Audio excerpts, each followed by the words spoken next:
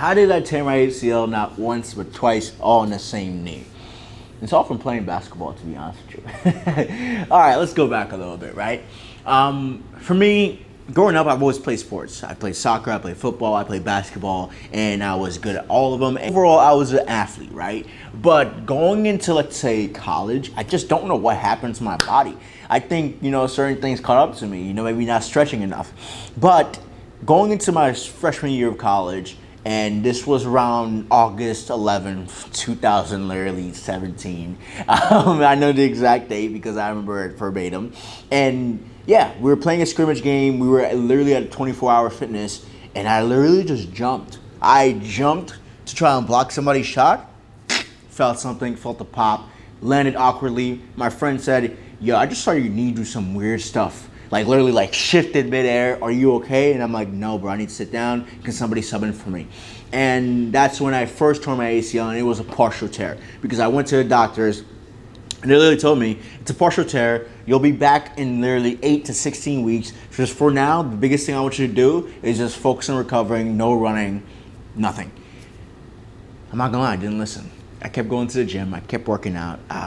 And the thing is, I wasn't doing like heavy stuff. No, I was actually just doing mobility stuff, when it came to stretches, when it came to hamstrings, and it was actually helping me. It was actually benefiting me, right? But I would say after those 8 to 16 weeks of me working out and actually getting myself back to shape while doing physical therapy here and there a little bit, because again, it was a partial tear, so you don't have to get surgery for a partial tear, but a partial tear is enough to keep you sidelined for at least a few weeks, right?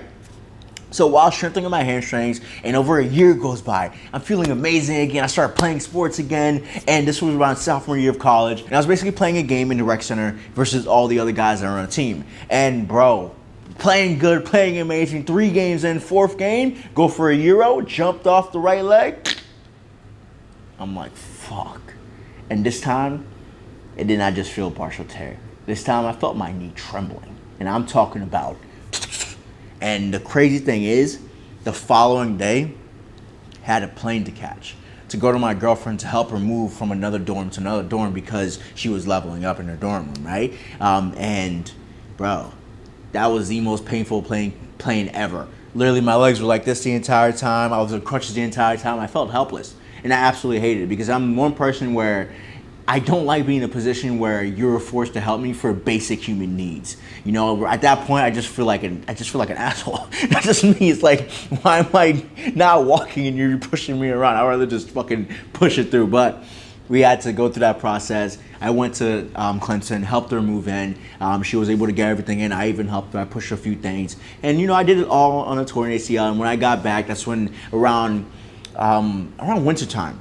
And when I got back was when I got my surgery. And my surgery was August 20th, right? And going to my surgery, they totally told me, the specialist I was seeing, great doctor, works with athletes, and I'll be able to get back on my feet within 4 to 6 weeks. And then from there, it's all physical therapy from there. Which they were right. I was really back on my feet after surgery, 4 to 6 weeks. Don't get me wrong, those 2 weeks, 1 or 2 weeks of surgery though, them shits is painful. You wake up sweating sometimes because of the pain, right? For me, there was points where my knee was so swelled up after the surgery that I literally couldn't sleep. It was points where you could only keep your leg at one angle, and if you did move it like a millisecond, you feel a heartbeat in your chest, pop up, pop up. You're like, oh my God, bro.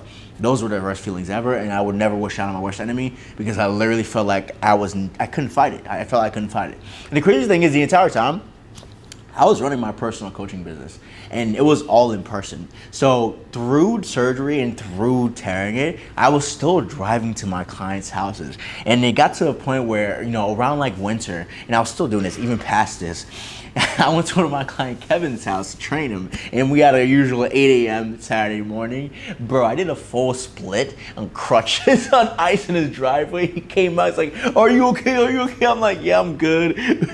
Thank God I was good. But went inside, trained him. It was a great session, and just kept it moving. And one of the biggest things I really want to take away from this, it's that surgery built me up, man. I'm not going to lie. And I'm kind of glad it did happen because it showed me that if you put your mind to something, then it really is possible to achieve anything.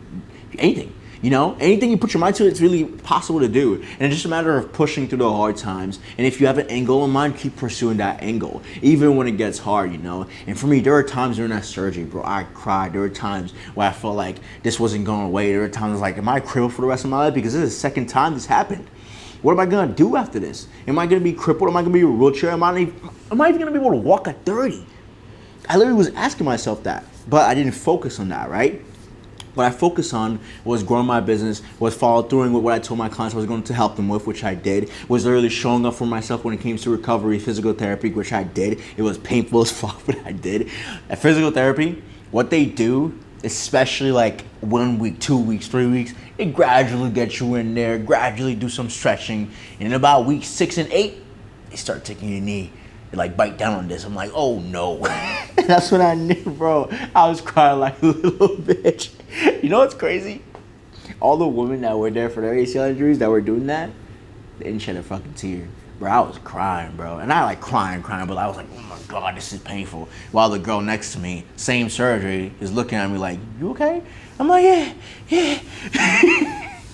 It goes to show you guys, when it comes to their injuries, we're a little baby. Nah, I'm playing.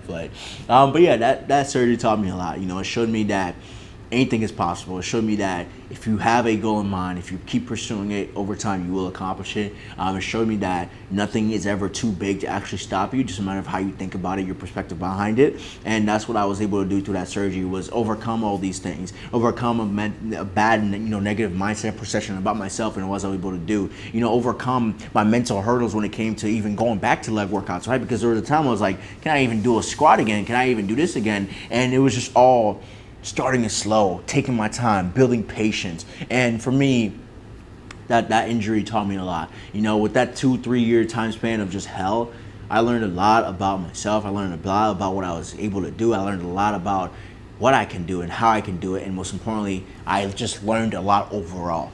So overall, I look at it as a great thing, because it made me who I am today. It made me the person that shows up today, and I couldn't be proud of that person, right? So at the end of the day, there's a lot to learn from this. It's one, don't rush back into working out, especially after you've had a major injury. Don't rush back into it. And here's the thing, I tell my clients all the time, if you ever have an injury, let me know, so therefore we can start dropping back and just modifying the little things to help you get back on your feet. Because at the end of the day, I understand the impact that injuries or anything can have on your mind, can have on your body, but most importantly, and how you feel about your progress moving forward. And I'm here to tell you, it doesn't matter what, and I'm here to tell you, depending on the injury, because some are more severe than others, you can always find a way to overcome it. You can always find a way to modify yourself and put yourself in a better routine, situation to help you get stronger, most importantly, to retain more strength, especially knees. I see a lot of people, who have knee pain saying, I can't do this because of knee pain. I've never had an injury in their life. And I'm like, dude, you just got to work out a little bit.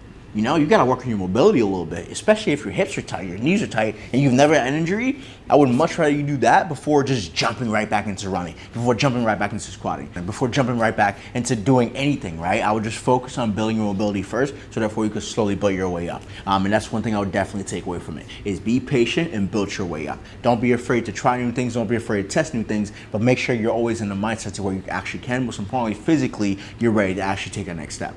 But yeah, those injuries, yeah, they were tough, but now we're better than ever. We're running, we're squatting, we're punching, we're kicking, we're everywhere, baby. But yeah, hope you guys enjoyed this story time. And with that being said, make sure you follow Every Natural Coach for more. And hey, if you ever have a story about your personal injuries, share them down below. Let's share a story together, how we were able to overcome it together. Most importantly, what you learned from your own journey. Most importantly, what you learned from actually overcoming that injury itself. With that being said, the best day ever. Stay beautiful, stay blessed. Catch you next time.